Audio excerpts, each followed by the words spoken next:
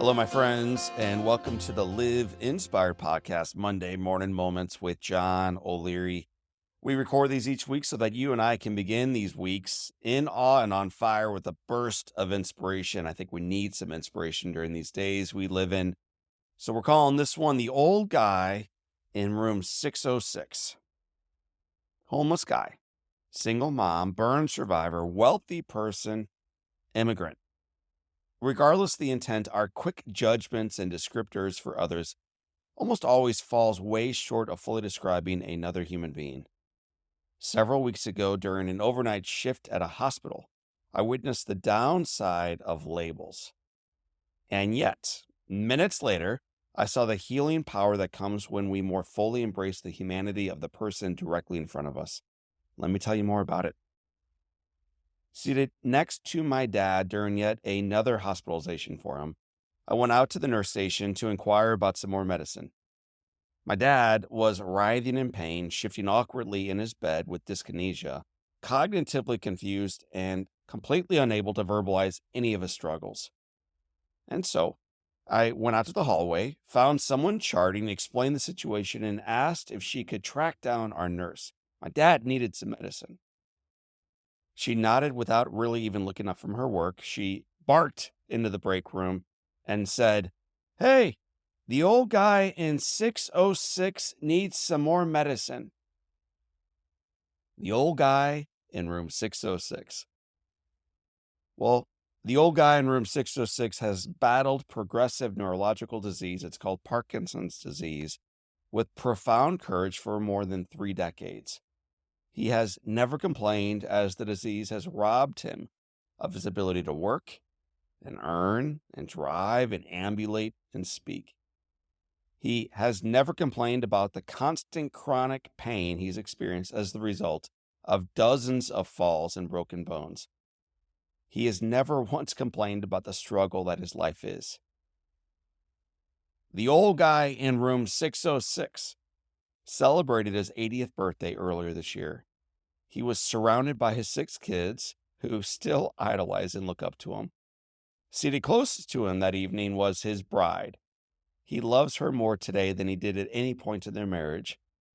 He's still extraordinarily grateful in a world that often cheapens the value of his life, that his girlfriend of more than 6 decades just keeps scooting closer and closer and closer to him. The old guy in room 606 coached his 4 daughters in basketball. He helped his 2 boys in scouting. He served continuously and constantly up at church. And he, even still, is continually kind to everyone. Everyone. He never missed a day of grade school growing up, or high school, or college, or law school. Never missed a single day. He became successful professionally, not at the expense of missing stuff at home, but I think in part because he built his life foundationally, focusing first on God, then home, then work. He is compassionate. He is sweet. He is funny. He is faithful. He's brilliant. Even in this oversized hospital bed that engulfs him, this patient writhing and moving around, so clearly, the man that I see is still the great man. He's not just some old guy in room 606. A little later that evening, a night nurse came in and introduced herself to Dad, who looked helplessly back at her. She brushed his bangs with her fingers and shared with him, "Denny, I know you are in pain, and I'm going to give you some medicine to help. You are about to feel better." She brushed his bangs one more time. She then moved over, injected the medicine into his IV, looked into his eyes, and shared that she was sorry that he was struggling, but that everyone there was working to get him feeling better and then back into his home. Shortly after she left, Dad's pained moments and movements slowed. His eyes closed, and he finally was able to get some peaceful rest. Best dad, a loving husband, tough patient, Parkinson's fighter, faithful servant, dear friend, good man, hilarious guy. Over a lifetime of loving others, Denny O'Leary has rightly earned many titles. and he's certainly far more than some room number in some hospital or some adjective describing his age. My friends, brothers and sisters, in a world full of quick judgments, increasing tribalism, and lessening compassion, let's choose to strive to see more than the obvious stories of others. Seek the far more intricate, nuanced, and important story behind the surface.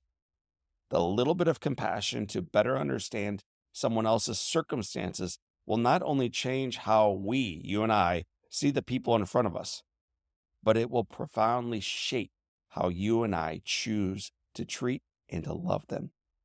And we need that kind of humanity, that kind of vision, that kind of love today, maybe more than ever.